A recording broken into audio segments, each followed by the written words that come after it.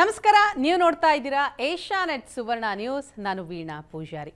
ಯಾರಿಗೆ ಗುರುಬಲ ವಿಶೇಷ ಕಾರ್ಯಕ್ರಮ ಇದು. ಇವತ್ತು ಗುರು ಪರಿವರ್ತನೆ ಆಗ್ತಾ ಇದೆ.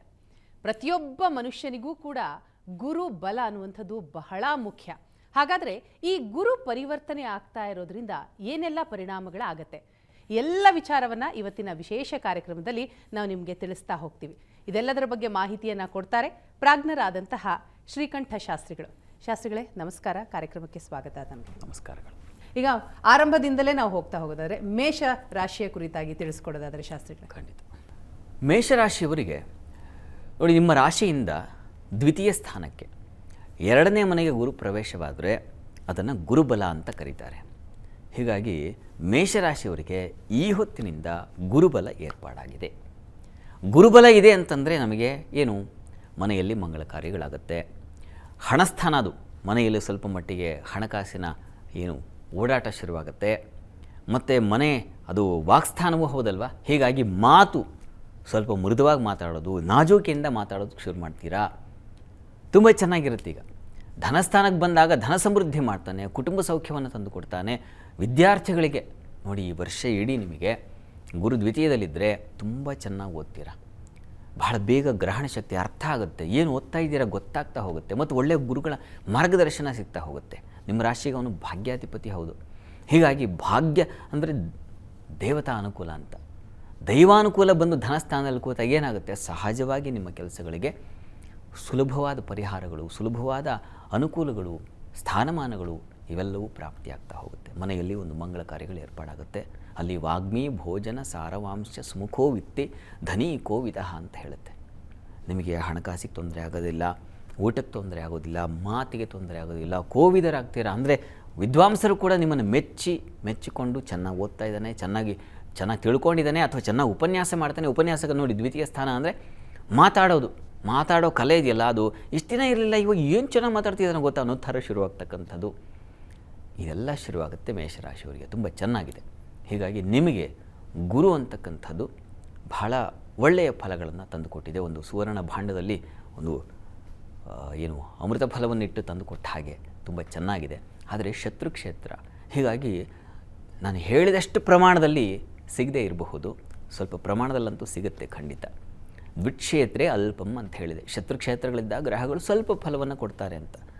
ಗುರು ಶುಭ ಗ್ರಹ ಆಗಿರೋದ್ರಿಂದ ಸ್ವಲ್ಪ ಧಾರಾಳಿ, ಹೆಚ್ಚಾಗಿ ಗುರುವಿನ ಅನುಗ್ರಹ ಉಂಟಾಗುತ್ತೆ. ಆತಂಕ ಮಾಡ್ಕೋಬೇಕಾಗಿಲ್ಲ.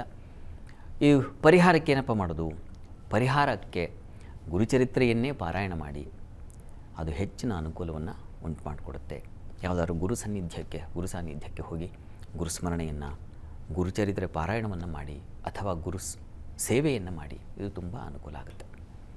ವೃಷಭರಾಶಿಯವರಿಗೆ ಕಲ್ಪಾಂಗ ಸ ಸುಖಾರ್ಥ ಮಿತ್ರತನಯ ತ್ಯಾಗಿ ಪ್ರಿಯ ಶೌಕ್ರಭೇ ಅಂತ ಹೇಳುತ್ತೆ.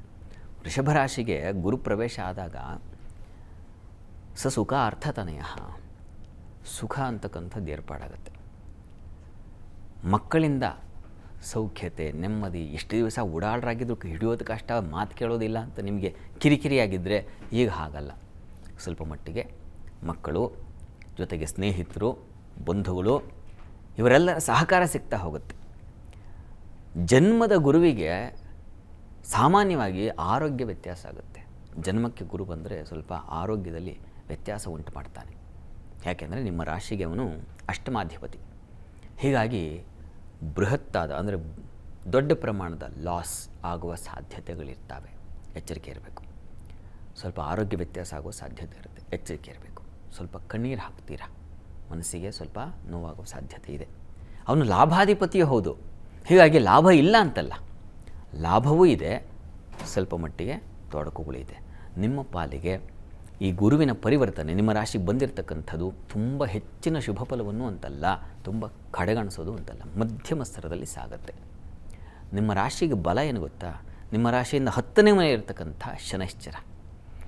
ವಸ್ತುತಃ ಒಂದು ವರ್ಷದ ಫಲವನ್ನು ಗಮನಿಸುವಾಗ ಗುರು ಶನಿ ಇವರನ್ನೇ ಗಮನದಲ್ಲಿಟ್ಕೊಳ್ಬೇಕು ಅಂತಿದೆ.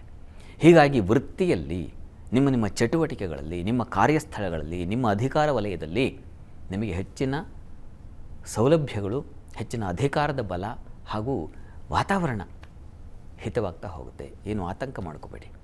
ಆರೋಗ್ಯದ ಕಡೆ ನಷ್ಟಗಳು, ಅನಗತ್ಯವಾಗಿ ಇನ್ಯಾರಿಗೋ ಶ್ಯೂರಿಟಿ ಹಾಕಿಬಿಡ್ತಕ್ಕಂಥದ್ದು, ಅನಗತ್ಯವಾಗಿ ಇನ್ಯಾವುದನ್ನು ಒಪ್ಕೊಂಡ್ಬಿಡ್ತಕ್ಕಂಥದ್ದು, ಅಥವಾ ಸೋಲುಂಟಾಗೋ ಸ್ಥಳ ಅದು ಅಷ್ಟಮ ಸ್ಥಾನ. ಹೀಗಾಗಿ ಗುರುತರವಾದ ಸನ್ನಿವೇಶಗಳಲ್ಲಿ ಯಾವುದೋ ಒಂದು ಸಭೆ ಅಥವಾ ಇನ್ಯಾವುದೋ ಒಂದು ಗುಂಪು, ಅಲ್ಲಿ ಏನಾಗುತ್ತೆ ನಿಮಗೆ ಸ್ವಲ್ಪ ಅಪಮಾನ, ಮನಸ್ಸಿಗೆ ನೋವಾಗುವಂಥ ಘಟನೆ ನಡೆಯೋದು.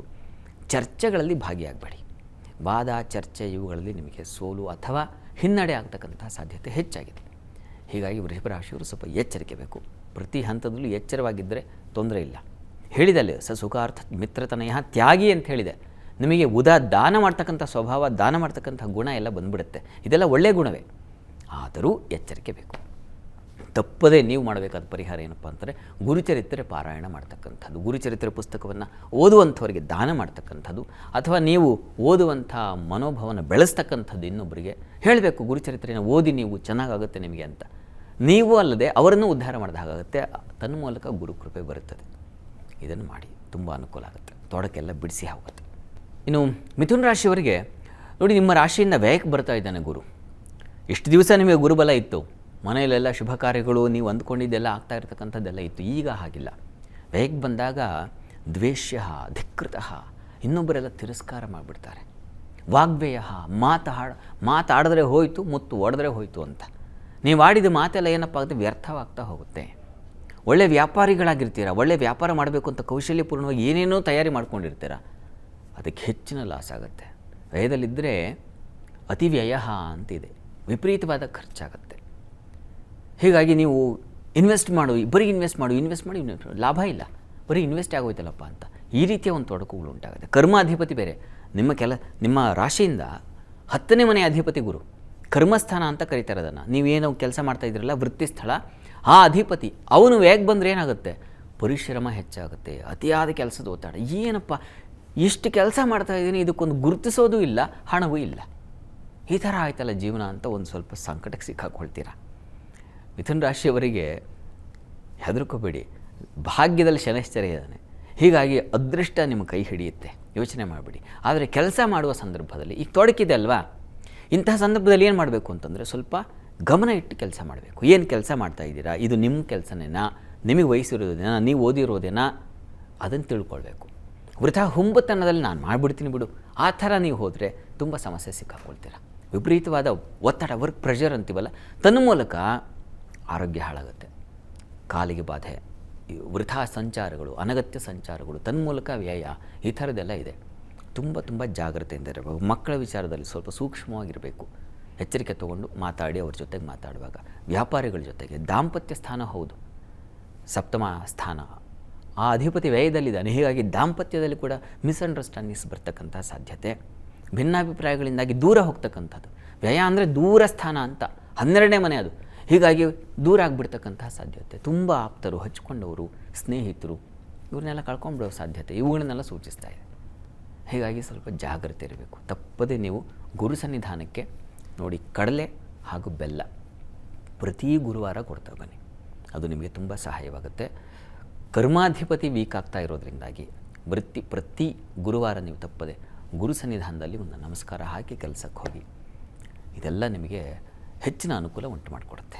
ಇನ್ನು ಕರ್ಕಾಟಕ ರಾಶಿಯವರಿಗೆ 11ನೇ ಮನೆಗೆ ಲಾಭ ಸ್ಥಾನಕ್ಕೆ ಬರ್ತಾ ಇದ್ದಾನೆ ಗುರು. ಆಯಸ್ತೆ ಧನಿಕಃ ಅಭಯ ಅಲ್ಪತನಯ ಅಂತ ಹೇಳಿದೆ. ತುಂಬ ಶುಭ ಫಲಗಳನ್ನು ಹೇಳುತ್ತೆ. 11ನೇ ಮನೆ ಅಂತಂದರೆ ಅದು ಗುರುಬಲ. ಹೀಗಾಗಿ ಎಷ್ಟು ದಿವಸ ನಿಮಗೆ ಗುರುಬಲ ಇರಲಿಲ್ವಲ್ಲ, ಈಗ ಶುರುವಾಗಿದೆ ನಿಮಗೆ ಗುರುಬಲ. ನಿಮ್ಮ ಮನೆಯಲ್ಲೂ ಕೂಡ ಒಂದು ಮಂಗಳ ಕಾರ್ಯಗಳಾಗ್ತಕ್ಕಂಥದ್ದು, ಶುಭ ಕಾರ್ಯಗಳಿಗೆ ಒಂದು ಚಾಲನೆ ಸಿಗ್ತಕ್ಕಂಥದ್ದು, ವ್ಯವಹಾರಗಳಲ್ಲಿ ಲಾಭ ಕಾಣ್ತಕ್ಕಂಥದ್ದು. ಭಾಗ್ಯಾಧಿಪತಿ ಲಾಭಕ್ಕೆ ಬಂದರೆ ಅದೃಷ್ಟ ಕೈ ಹಿಡಿದು ನಡೆಸೋದು ಅಷ್ಟೇ ಅಲ್ಲ, ಗುರಿಯನ್ನು ತೋರಿಸುತ್ತೆ. ಎಲ್ಲಿಗೆ ಹೋಗಬೇಕು, ಬರೀ ನಡೆದ್ರೆ ಸಾಲದು, ಈ ಗುರಿ ಇಲ್ಲದೆ ಇದ್ದರೆ ಕಷ್ಟ. ಹೀಗಾಗಿ ಗುರಿಯನ್ನು ತೋರಿಸಿ ನಿಮಗೆ ಸುಸೂತ್ರವಾಗಿ ನಿಮ್ಮ ಶುಭ ಫಲವನ್ನು ತಂದುಕೊಡುತ್ತೆ. ಅಂಥ ಒಂದು ಉತ್ತಮವಾದಂಥ ಫಲಗಳನ್ನು ಗುರು ತಂದುಕೊಡ್ತಾ ಇದ್ದಾನೆ ನಿಮ್ಮ ರಾಶಿಗೆ. ಹೀಗಾಗಿ ಕರ್ಕಾಟಕ ರಾಶಿಯು ನಿರಾಳವಾಗಿ ನಿಶ್ಚಿಂತೆಯಿಂದ ಈ ವರ್ಷ ಇರಬಹುದು. ಮುಖ್ಯವಾಗಿ ಧನಿಕರಾಗ್ತೀರ. ನೀವು ಮಾಡ್ತಕ್ಕಂಥ ವ್ಯಾಪಾರ ಅದಕ್ಕೆ ಹೆಚ್ಚಿನ ಲಾಭ ಬರ್ತಕ್ಕಂಥದ್ದು, ಇನ್ಯಾರ್ದೋ ಮಾರ್ಗದರ್ಶನ ಸಿಗುತ್ತೆ. ಎಷ್ಟು ದಿವಸ ನೀವು ಒಬ್ಬರೇ ಹೋಗ್ತಾ ಇದ್ವಲ್ಲ, ಈಗ ನೀನು ಹೋಗ್ತಾ ಇರೋದಾದ್ರೆ ಸ್ವಲ್ಪ ತಿದ್ದುಕೋ, ಇನ್ನೂ ಸ್ವಲ್ಪ ಹೆಚ್ಚಿನ ಸಂಪಾದನೆ ಆಗುತ್ತೆ ಅಂತ ಯಾರು ಮಾರ್ಗದರ್ಶನ ಮಾಡ್ತಾರೆ, ಆ ಥರದ್ದು ಒಂದು ಅವಕಾಶ ಸಿಗುತ್ತೆ. ಹಿರಿಯರು, ಗುರು ಸಮಾನರು, ದೊಡ್ಡವರು, ಇಂಥವರ ಸಂಪರ್ಕ ಏರ್ಪಾಡಾಗ್ತಕ್ಕಂಥ ಸಾಧ್ಯತೆ ಇದೆಲ್ಲ ತುಂಬ ಚೆನ್ನಾಗಿದೆ. ಮಕ್ಕಳ ವಿಚಾರದಲ್ಲಿ ಮನಸ್ತಾಪಗಳೆಲ್ಲ ಬಿಡುಗಡೆಯಾಗಿ ಒಂದು ಸಾಮರಸ್ಯ ಭಾವನೆ ಏರ್ಪಾಡಾಗ್ತಕ್ಕಂಥದ್ದು, ಶುಭ ಕಾರ್ಯಗಳಲ್ಲಿ ನೀವು ಭಾಗಿಯಾಗ್ತಕ್ಕಂಥದ್ದು, ಸತ್ಕಾರ್ಯಗಳನ್ನು ಮಾಡೋಣ, ಉದಾರತೆ ಬರ್ತಕ್ಕಂಥದ್ದು, ದೇವರು ಗುರುಗಳು ಇಂಥವ್ರಲ್ಲಿ ಗೌರವ ಹೆಚ್ಚಾಗ್ತಕ್ಕಂಥದ್ದು, ಅಂಥ ಕಾರ್ಯಗಳಲ್ಲಿ ನೀವು ತೊಡಗಿದಾಗ ಸಹಜವಾಗಿಯೂ ಕುಟುಂಬವೂ ಅಂಥ ಕಡೆ ಸಾಗುತ್ತೆ, ತನ್ಮೂಲಕ ಕುಟುಂಬ ಸುಕ್ಷೇಮವಾಗಿರುತ್ತೆ. ಹೀಗಾಗಿ ಕರ್ಕಟಕ ರಾಶಿಯವರಿಗೆ ಬಹಳ ಬಹಳ ಚೆನ್ನಾಗಿದೆ ಈ ಗುರುಬಲ, ಈ ಗುರು ಪರಿವರ್ತನೆ ಅಂತಕ್ಕಂಥದ್ದು ನಿಮ್ಮ ಪಾಲಿಗೆ ಒಂದು ಸುವರ್ಣ ಫಲವನ್ನು ತಂದುಕೊಡುತ್ತೆ, ಅದರಲ್ಲಿ ಯಾವುದೇ ಸಂಶಯ ಬೇಡ. ಚೆನ್ನಾಗಿದೆ. ನೀವು ಪ್ರಾರ್ಥನೆಗೆ ನೋಡಿ, ವಸ್ತುತಃ ಚಂದ್ರನ ಪ್ರಾರ್ಥನೆ ಮಾಡಿ. ಯಾಕೆಂದರೆ ನಿಮ್ಮ ರಾಶಿಯಾಧಿಪತಿ 15 ದಿನ ಚೆನ್ನಾಗಿರ್ತಾನೆ, 15 ದಿನ ಸ್ವಲ್ಪ ವೀಕ್ ಆಗಿರ್ತಾನೆ. ಕೃಷ್ಣ ಪಕ್ಷಕ್ಕೆ ಬಂದಾಗ ಅವನ ಬಲ ಕಡಿಮೆ ಆಗ್ತಾ ಹೋಗುತ್ತೆ. ಹೀಗಾಗಿ ಅಮ್ಮನವ್ರ ಉಪಾಸನೆ, ಅಮ್ಮನವ್ರ ಪ್ರಾರ್ಥನೆ, ಅಮ್ಮನವರಿಗೆ ಕ್ಷೀರದಾನ ಮಾಡ್ತಕ್ಕಂಥದ್ದು, ಇದರಿಂದ ನಿಮ್ಮ ಮನೋಬಲ ಚೆನ್ನಾಗಿರ್ತದೆ. ಅಮ್ಮನವ್ರ ಉಪಾಸನೆ ಮಾಡಿಕೊಂಡ್ರೆ ಸಾಕು.